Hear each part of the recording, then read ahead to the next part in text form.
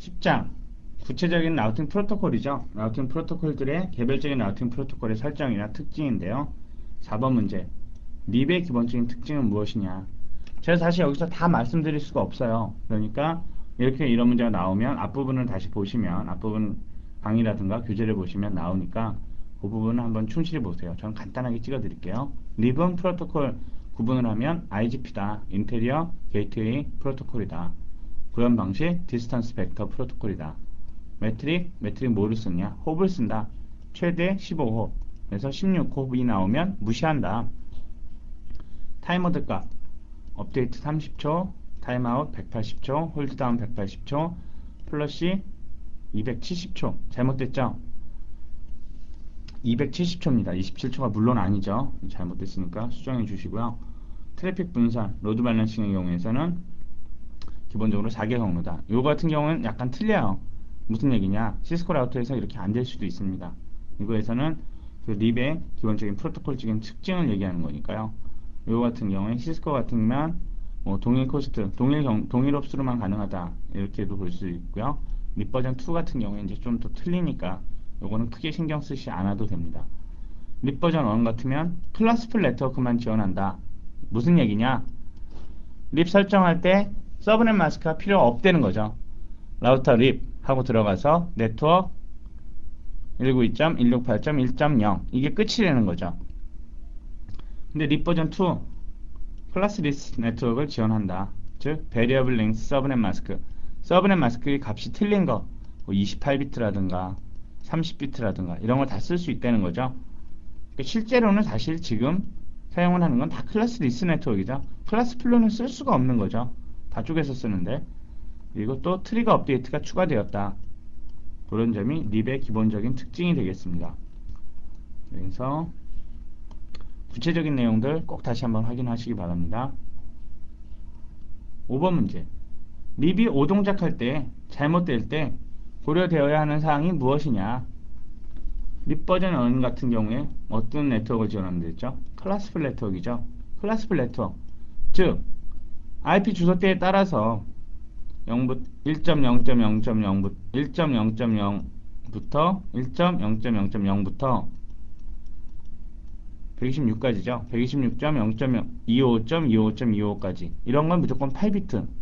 즉 A 클래스는 무조건 8비트로 마스크 값을 가지고 넷마스크 값을 가지고 B 클래스 같으면 16비트, C 클래스 같으면 24비트로 무조건 정해진 거죠. 이걸로만 라우팅이 되는 거죠. 그렇기 때문에 요 VLSM을 지원하지 않는데 여기서 생기는 문제가 제일 많아요. 그러니까 립 오동작할 때 내가 네트워크가 지금 서브네틱한 네트워크가 있는데 거기서 립 버전 1을 쓰고 있지 않느냐 이걸 잘 봐야 됩니다. 6번 문제. 리디스트리뷰트 명령은 언제 사용하느냐? 리디스트리뷰트 명령은 해당 라우팅 프로토콜로부터 얻은 정보를 다른 라우팅 프로토콜로 보내라, 재분배해라 하는 명령어예요. 옵션이 상당히 많은데 헷갈려요. 왜 그러냐면 라우터 립 들어가서 거기서 리디스트리뷰트 스태틱 보통 리딥 이렇게 얘기를 하는데 리딥 스태틱 이렇게 하면 이게 무슨 얘기냐? 현재 설정이 되어 있는 스태틱 루트 정보를 립으로 보내라 이런 얘기예요. 헷갈려요. 이게 도대체 이 정보를 가지고 오려는 건지 내보내는 건지 그게 헷갈리는데 지금 잘 기억하셔갖고 스태틱 루트 정보를 오타네요. 또 오타 참 많은데 스태틱 이걸로 알게 된 정보를 어디로 보내라 하는 거예요. 그러니까 그 점을 반드시 기억하시기 바랍니다. 그 본문 확인하세요. 본문 확인하시면 설명이 되어 있는데요. 이런 같은 경우는 실제 사용을 하지 않게 되면 금방 잊어버려요. 금방 잊어버리니까 그 점을 반드시 숙지하셔가지고 나중에도 잊어버리지 않게 조심하시기 바랍니다.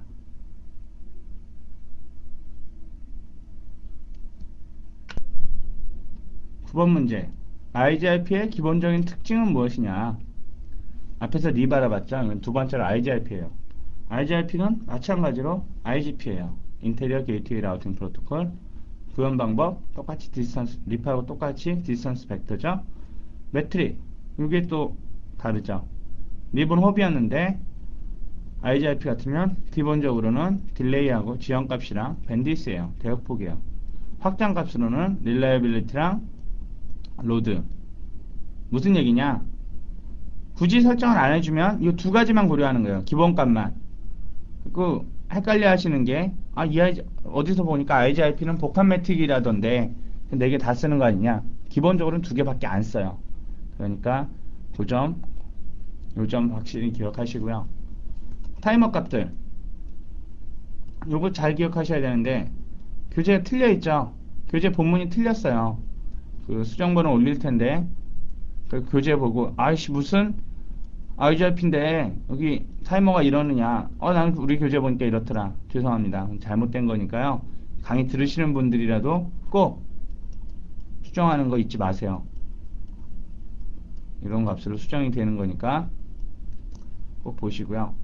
IGIP의 또 다른 특징, 어니컬 코스트, 로드 밸런싱. 즉 코스트가 달라도 출발지에서 목적지까지 가는 경로의 매트릭 값이 틀려도 트래픽을 분산시킬 수가 있어요. 베리언스 명령 같은 거 있었죠? 교재 보시면 있으니까 그게 상당히 또 중요한 특징 중에 하나니까 그걸 확인하시기 바랍니다. 10번 문제. EIGIP와 IGIP의 차이는 무엇이냐? EIGIP, Enhanced IGIP죠?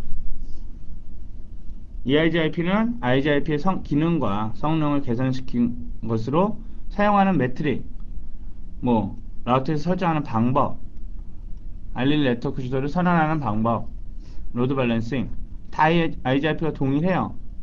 그리고 IGIP 마찬가지로 시스코 라우터에서만 쓴다. 이건 뭐죠? 다 같은 점이죠. 차이가 아니라 다 같은 점이잖아요. 그런데 여기서 바로 차이가 생기죠. 립이나 IGIP는 클래스풀 네트워크만 지원을 해요. 클래스풀 라우팅 프로토콜이에요. 즉 클래스에 따라서 무조건 8비트, 16비트, 24비트 마스크 값을 사용을 하는데 EIGIP는 그게 아니라 VLSM을 지원을 합니다. 그러니까 지금 사용할 수가 있는 거죠. 기본적으로 클래스 단위도 하지만 설정해주면 VLSM을 지원해요. 그러니까 이게 제일 큰 IGIP하고 EIGIP하고 가장 큰 차이. VLSM을 지원하느냐 안 하느냐, 클래스리스 네트워크를 지원하느냐 안 하느냐, 그 차이가 있는 겁니다. 10번 문제. OSPF에서 ASBR, ABR의 역할은 무엇이냐? OSPF 앞에서 강조 상당히 많이 했어요. 이번에 새로운 CCNA 들어온 부분이죠. 들어왔으면서 실제로 현장에서 제일 많이 사용이 되기 때문에 지금 CCNA 레벨로 내려온 거예요. 원래 MP 과정에 있었던 건데 NA에서도 상당히 깊게 나오기 시작을 했습니다. 그러니까 교재만으로도 충분치 않을 수도 있어요. 더 찾아서 공부하시고요. 교재에 있는 내용은 기본적으로 반드시 다 알아두셔야 되는 내용입니다. 제가 꼭 강조하니까 이 부분 중요하니까요. 강조하니까 열심히 잘 외워주셔야 되고요. OSPF, ASBR은 뭐죠? OSPF에서는 라우터를 에이리어에 따라서 어떤 역할이 있죠. ASBR, ABR, DR, BDR 여러 가지가 있어요. DR, ADR 그러니까 그런 것들도 알아두시고 ASBR, Autonomous System Boundary Router, ABR, Area Border Router. 그래서 ASBR 하면 OSPF와 다른 라우팅 프로토콜을 사용하는 링크의 경계가 되는 라우터다. ABR, OSPF 네트워크 내에서 에이리어의 경계가 되는 라우터다. 교재 그림이 있죠? 라우터들이 이렇게 있고 여기가 에이리어 0번, 에이리어 1번 이쪽은 립 네트워크. 그래서 이렇게 정보를 주고받을 때, 통신을 할 때 이 라우터가 바로 뭐가 되죠? ASBR이 되죠? 여기는 에이리어 0번이었고 여기는 에이리어가 1번이다 이랬을 때 요 두 대의 라우터 얘네 뭐가 되죠? ABR이 되죠? 에이리어 보더 라우터, 어토노머스 시스템 바운더리 라우터. 다르다는 거 꼭 이런 용어들이 있다는 거, 용어들을 기억하셔야 되고, 그리고 간혹 또 실습을 많이 못 해보신 분들, 제가 실습이 필요 없다 이렇게 극단적으로 얘기한 적도 있는데 그런 분들은 더 많은 노력을 해야 돼요. 이 명령어 문제 중에서 뭐 ASBR을 설정하는 명령어는 무엇이냐, ABR을 설정하는 방법은 뭐냐 이렇게 돼 있죠. 그런 명령어 있나요? 없어요. OSPF 프로토콜 자체가 알아서 만들어줘요. 그러니까 그냥 일반적으로 설정 자체는 똑같은데 그러면 자기가 프로토콜 내부에서 자기의 역할에 따라서 그 ABR이 되느냐 ASBR이 되느냐 이런 식이 되니까 이거는 뭐 어떤 우선순위가 있는 것도 아니고 DR 같으면 DR이나 BDR 같으면 우선순위 이런 게 있죠. 근데 이건 그게 없어요. 그러니까 주의하시기 바랍니다. 11장 1번입니다. 스위치의 제일 기본적인 세 가지 기능은 뭐냐? 스위치가 해주는 거. 이건 뭐 시스코 스위치건 어디건 그게 중요한 게 아니라 스위치의 기본적인 동작을 물어보는 문제죠. 스위치의 제일 기본적인 기능. 맥 주소 기억, 즉 어드레스 러닝, 프레임 포워딩, 필터링. 이게 네 가지 아니냐? 이 두 가지가 묶어 있는 거죠. 프레임을 포워딩하거나 필터링 하는 거. 필터링 할 때 뭘 기준으로 하죠? RP를 갖고 기준으로 하나요? 아니죠. 스위치가 아는 거. 스위치는 먼저 NA에서 나오는 CCNA에서 나오는 스위치 다 기본형인 L2 스위치 얘기죠. L3 스위치 얘기가 아니죠. L2 스위치입니다. L2 데이터 링크 레이어죠. 데이터 링크 레이어에서 아는 거 뭐죠? 맥 주소밖에 없죠. 주소라는 게. 그러니까 결국 필터링 기준도 맥 주소를 가지고 한다는 거. 그걸 기억하시고요. 세 번째, 루프 어보이던스. 그래서 이렇게 크게 세 가지 기능이 있다. 어드레스 러닝, 프레임 포워딩, 필터링, 그 다음에 루프 어보이던스. 이렇게 세 가지 기능이 스위치의 기본적인 기능이다. 이렇게 기억을 하시면 됩니다. 6번 문제. 스위치에서 스패닝 트리 프로토콜을 사용할 때 개별 포트가 가질 수 있는 상태와 특징은 뭐냐?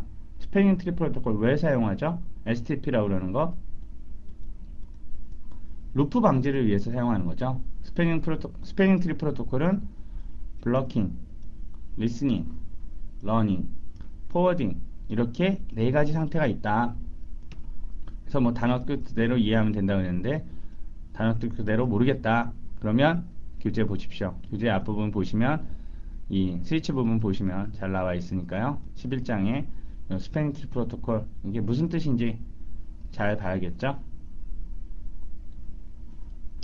9번 문제. 래피드 스패닝 트리 프로토콜의 경우 링크를 구분하는 방법과 개별 포트가 가지고 있는 상태는 무엇이냐?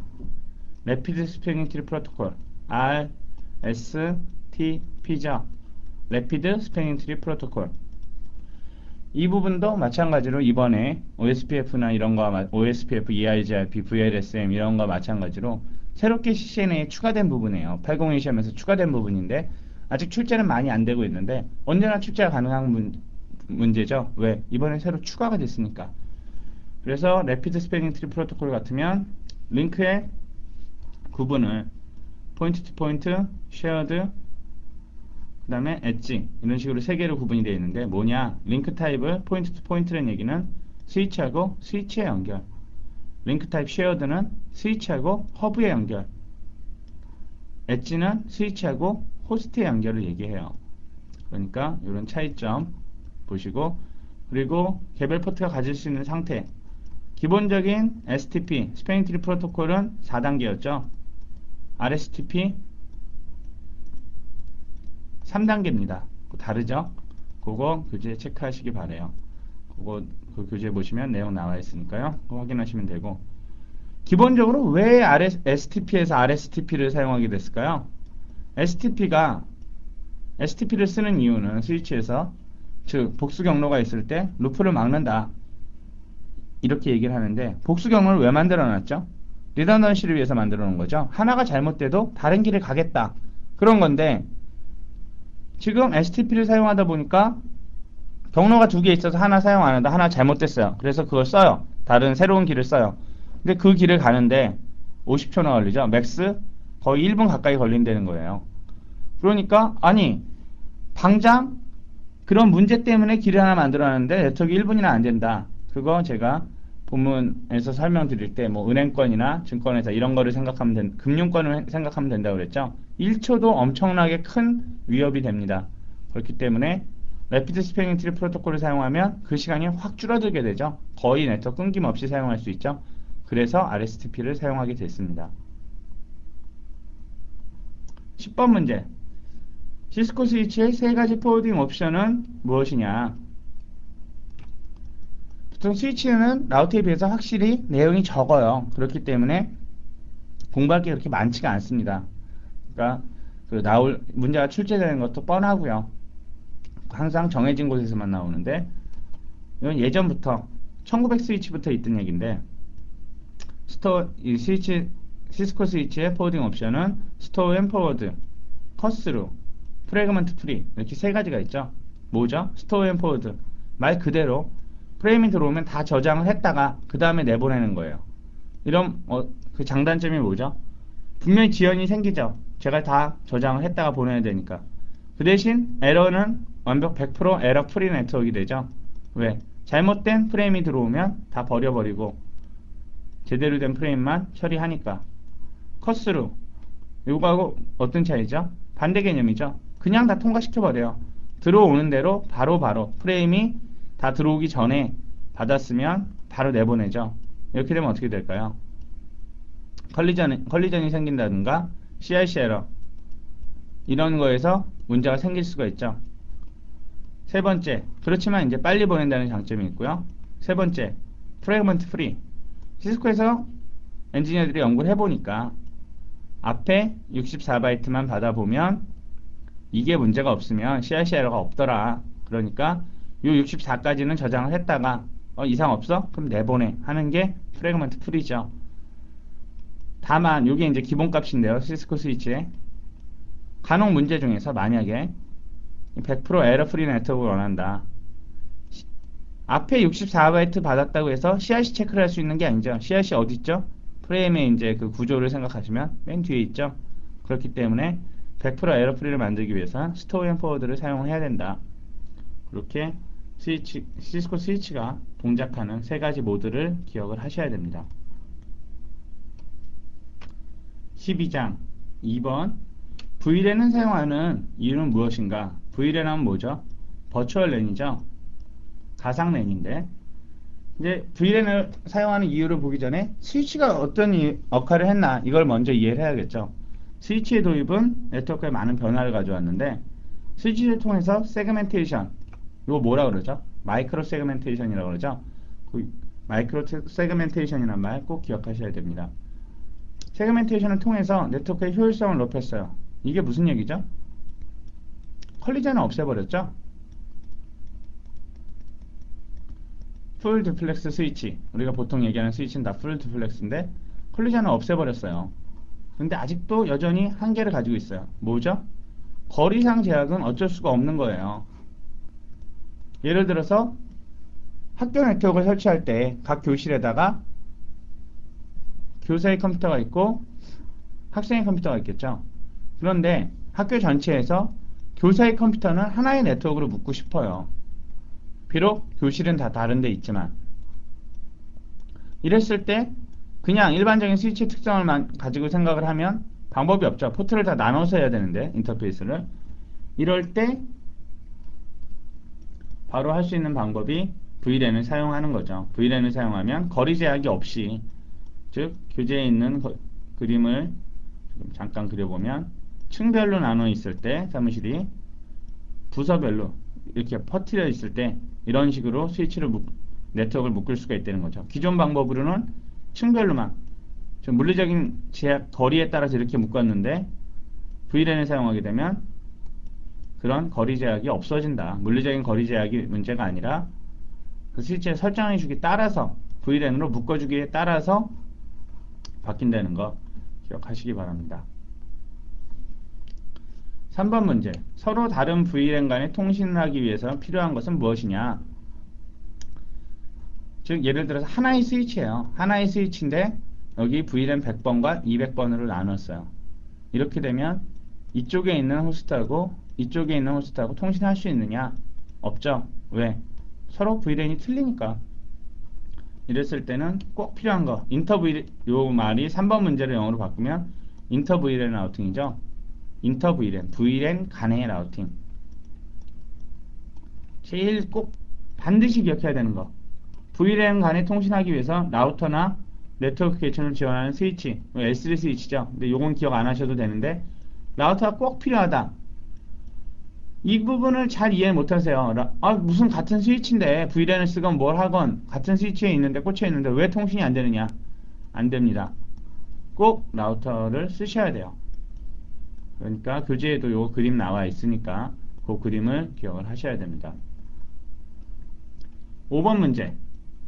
시스코 스위치에서 VTP 모드는 어떤 것이 있느냐? VTP 뭐죠? VLAN 트렁킹 프로토콜이죠. 시스코 스위치의 VTP 모드는 크게 세 가지 모드로 동작이 되는데요. 서버 모드, 클라이언트 모드, 트랜스페어런트 모드. 서버 모드는 설정 다 해줄 수 있는 거죠. 설정하고 VLAN 정보 왔다 갔다 하고. 클라이언트 모드. VLAN 정보는 왔다 갔다 하는데 자기는 클라이언트죠. 서버에서 설정을 받아 쓰는 거예요. 자기서 직접 설정을 할 수가 없습니다. 트랜스페어런트 모드는 뭐냐? 이건 그 교재에 있는 표를 보시면 뭐 VLAN 간에 VLAN을 다 설정할 수 있다. 개별 스위치에서. 그런데 이 스위치 간에 정보를 주고받지 못한다. 이렇게 되어 있는데 즉 혼자 따로 노는 거죠. 개별 스위치로 따로 쓰는 거예요. 그냥. 그래서 예를 들어서 스위치가 세 대가 있다. 이건 VTP 서버 모드, VTP 클라이언트 모드, VTP 트랜스페어런트 모드로 사용이 된다. 이랬을 때 여기 세 개의 스위치에 모두 VLAN 100번, VLAN 200번 이게 다 설정이 되었어요. C에도 VLAN 100번, VLAN 200번 여기도 VLAN 100번, VLAN 200번 서버 모드에 있는 VLAN 100번과 클라이언트 모드에 있는 VLAN 100번 서로 통신할 수 있을까요? 없을까요? 같은 VLAN이죠? 즉 서로 같은 랜이라고 생각을 하고 VLAN 100번에 있는 PC하고 VLAN 이 클라이언트 모드로 서버 모드에 있는 서버 모드의 VLAN 100번에 있는 PC하고 클라이언트 모드의 VLAN 100번에 있는 PC하고는 같은 네트워크이죠. 그런데 트랜스페어런트 모드에 있는 VLAN 100번 같은 네트워크이냐? 아니라는 거죠. 얘는 별도로 따로 개별적으로 있는 스위치다. 이렇게 이해를 하시면 되겠습니다. 6번 문제. VTP 프루닝은 무엇이며 언제 사용하느냐? 답을 보시면 스위치는 기본적으로 모든 브로드캐스트 트래픽을 모든 포트로 보내죠.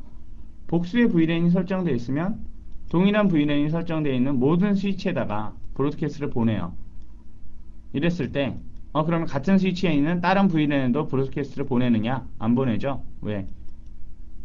그거는 다른 랜이기 때문에 세그먼트가 완전히 틀리다고 보기 때문에 그런 거죠. 어쨌든 근데 VLAN 간에 트렁킹이 있을 때 스위치가 있고 VLAN 100번, 200번, 100번, 200번, 100번, 200번 이런 식으로 있을 때 이 트렁킹 구간 여기는 VLAN 100번의 트래픽도 왔다 갔다 하고 200번의 트래픽도 왔다 갔다 하죠. 이랬을 때 VLAN별로 해당 VLAN 내에 모든 브로드캐스트를 받는데 트렁킹 구간에는 모든 트래픽이 통과하므로 예를 들어서 VLAN이 설정되지 않는 이쪽에 100번이 없어요. 이쪽에 200번만 있어요. 그래도 100번의 브로드캐스트도 일로 간다는 거죠. 왜? 여긴 트렁킹이기 때문에. 이랬을 때 VLAN 100번이 설정되어 있지 않은 특정 VLAN이 설정되어 있지 않은 부분에는 그런 쪽으로는 그런 링크에다가는 이런 브로드캐스트를 막는 거 프루닝을 이 VTP 프루닝 기능을 써서 글로 보내지 않게 하는 거 요게 바로 VTP 프루닝을 사용하는 이유입니다. 또 교재의 그림을 보시면 피라미드처럼 되어 있는 그림이 있을 거예요. 그래서 여기 뭐 스위치가 있다. 이래서 이쪽으로는 안 퍼지게 하는 거 이런 그림이 있거든요. 그림을 확인하시기 바랍니다. 13장 ACL, 액세스 컨트롤 리스트를 기본적으로 사용하는 이유는 무엇이냐? 단순히 뭘 막기 위해서냐? 그렇게 단순하게 생각을 하시면 안 됩니다. 즉 필터링만을 위해서 쓰는 건 아니에요. ACL은 관리자에 의해서 설정한 조건에 따라서 트래픽을 필터링 하는데 사용된다. 이게 첫 번째 목적이겠죠. 그런데 NA에서 여기서는 이제 CCNA 얘기인데요. 특정 트래픽을 막거나 허용하는 즉 deny 아니면 permit 요것만 사용하지만 실제로 쓸 때는 이런 용도 이외에 루트 컨트롤, 루트 제어나 QoS 아니면 MPLS. QoS라는 건 뭐죠? 퀄리티 오브 서비스죠. 즉 트래픽을 클래시파이 하는 거예요.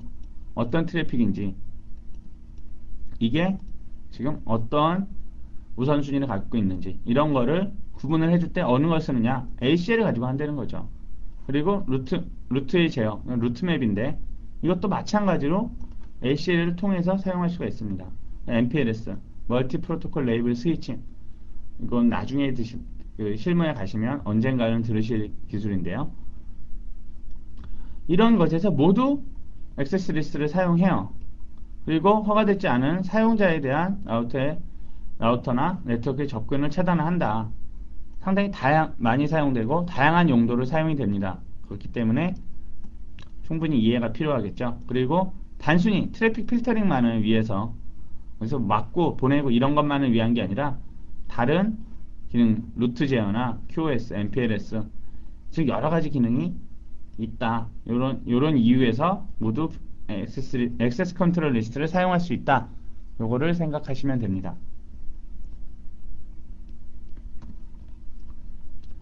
기본 ACL, 즉 스탠다드 ACL과 확장 ACL, 익스텐드 ACL을 사용할 때 권장하는 위치는 어디이냐. 이것도 액세스 컨트롤 리스트 ACL 문제에서 자주 출제가 되는데요. 드래그 앤 드랍으로도 출제가 되니까 교재에 있는 그림 꼭 확인하세요. 기본 ACL의 경우는 목적지에 가까운 인터페이스에 설정을 한다. 확장 ACL, 익스텐드 ACL의 경우에는 출발지에 가까운 인터페이스에 설정한다.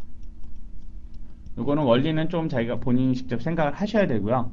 교재 한번 보시면 내용은 이해가 되실 겁니다. 한번 보고 이해가 안 된다? 한번 더 읽으셔야겠죠. 스탠다드 ACL 같은 경우 기준이 뭐가 되죠? 소스 어드레스, 즉 출발지 주소만 가지고 필터링을 해요.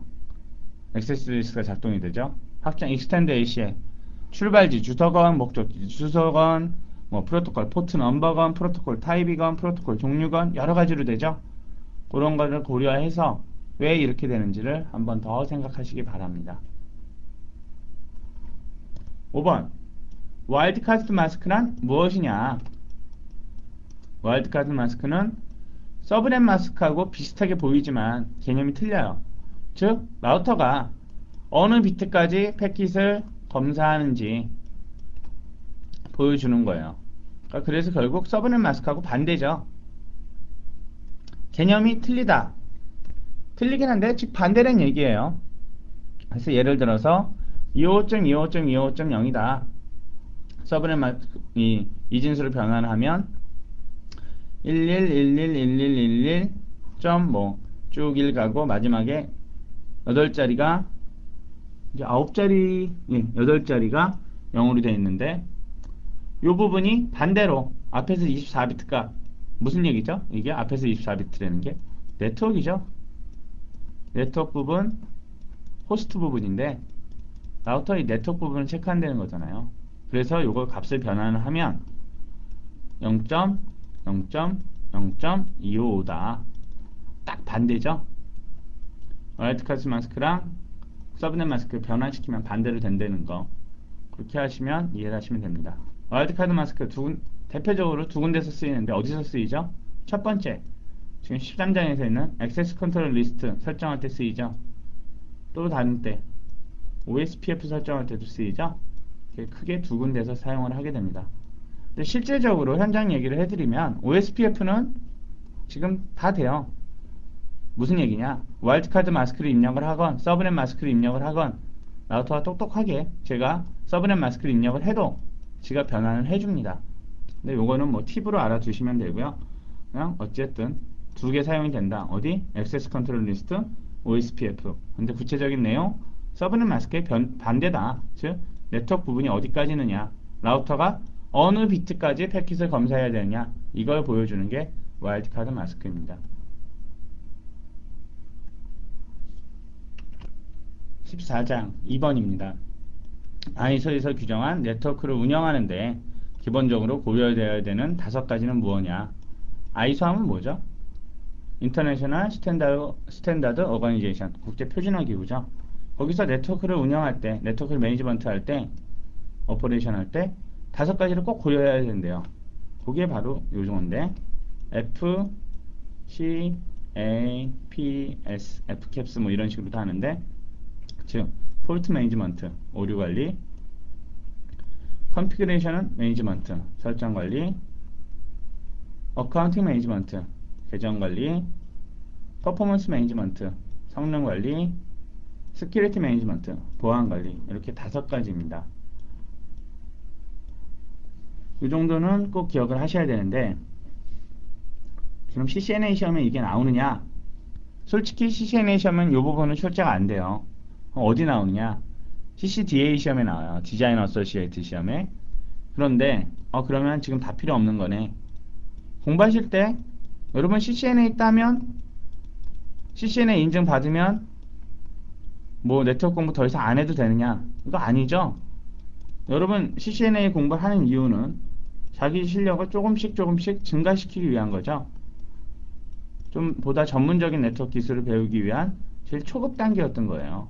앞으로는 CCNA를 인증을 가지시게 되면 이 기반을 가지고 자기의 전문 분야를 찾아가는 거죠. 나는 스위칭, 나는 라우팅, 나는 뭐 네트워크 디자인, 이런 식으로 여러 분야로 가실 수가 있어요. 이제 여러 분야로 이제 가서 자기 전문 분야를 키워가야 되는데, 제일 기본이 되는 부분이에요. 근데 CCNA 시험에서 제일 아쉬운 부분이, CCNA는 분명히 운영 시험이고 DA는 디자인 시험인데, 운영 시험에도 불구하고 네트워크 운영하거나 매니지먼트 하는 이런 내용은 거의 다루어지질 않아요. 그게 제일 아쉽죠. 근데 이 정도 내용은 꼭 알아두셔야 됩니다. 그래서 14장의 내용 반드시 NA 시험 끝나고 나왔더라도, NA 이제 끝났으니까 이 책 필요 없어. 앞에 내용 앞으로 두고두고 보실 수 있어요. 그렇기 때문에 꼭 반복해서 보시고요. 14장 같은 부분은 나중에라도 시험을 뭐 정작 앞두고 하루 앞두고 뭐 그럴 때 14장 읽고 있을 수는 없겠죠. 그렇지만 시험을 보시고 나서라도 14장은 한 번쯤은 깊게 이해를 하시는 게 여러분 앞으로 네트워크 업계에서 계속 일을 할 때, 네트워크 공부를 할 때, 네트워크 업계에서 일을 하시든지 네트워크 공부를 하든지 다 중요하게 작용을 합니다. 그러니까 14장 반드시 복습해 주시기 바랍니다.